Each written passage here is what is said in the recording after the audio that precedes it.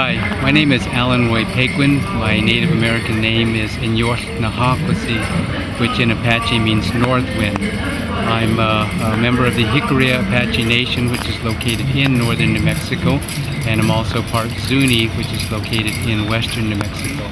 My father has an entirely different culture, native culture than the Apaches. The language is different, the songs are different, the whole culture, the whole lifestyle is completely different from the Apache and Zuni, and you have approximately 557 nations in the United States, and they're all pretty much different. They all have their own language, their own songs, their own dances. I live on the road. I'm a full-time professional powwow dancer.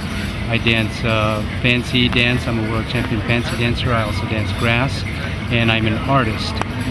It's kept me very healthy. It's a very good lifestyle. It's alcohol and drug free, and it allows you to stay within your culture, and you get to be with the people, become a family. Both the vendors, the artists, and the powwow dancers and singers all become a family. The biggest thing that I have with powwows nowadays, especially being an arts and crafts vendor and an artist, is that more and more the non-native people are allowed to bring merchandise to sell at the powwows, and it's okay for that to happen. But what is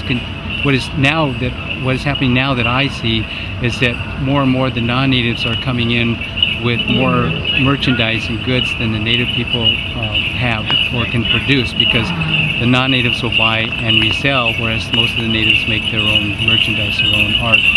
And because the non-natives are able to make more income, they can buy more space. So they'll get a large amount of space, and they take up all the room. So when we come, there's no room for us. And you also see it filtering into the powwow arena itself, into the circle.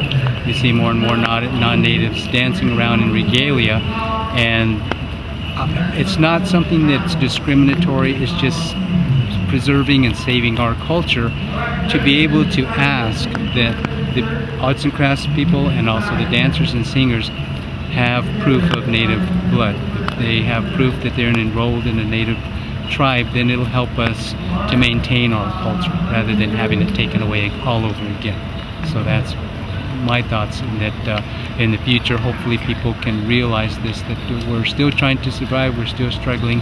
When we go overseas, like to France for instance, the children are not afraid of us. They come and they take pictures with us. But here in America, the children are afraid of coming and standing and taking a picture with us, because they've been told that we're going to scalp them. And that's very far from the truth.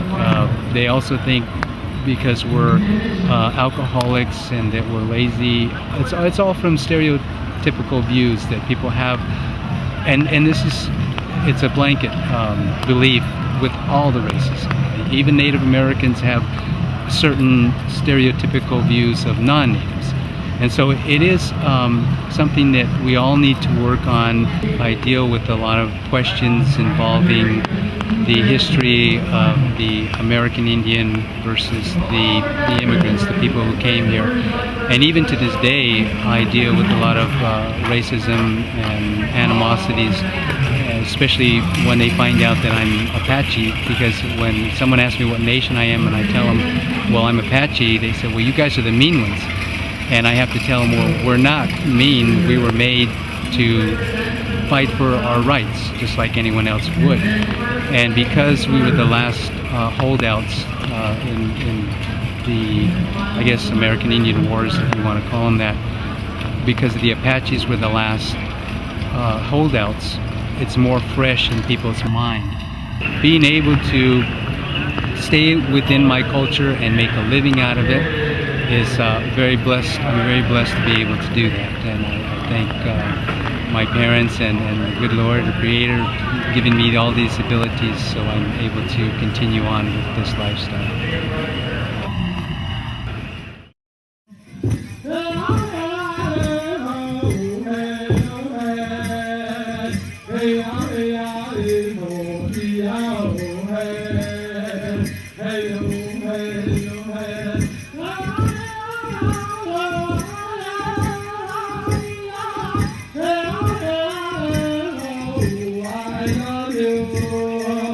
Hey,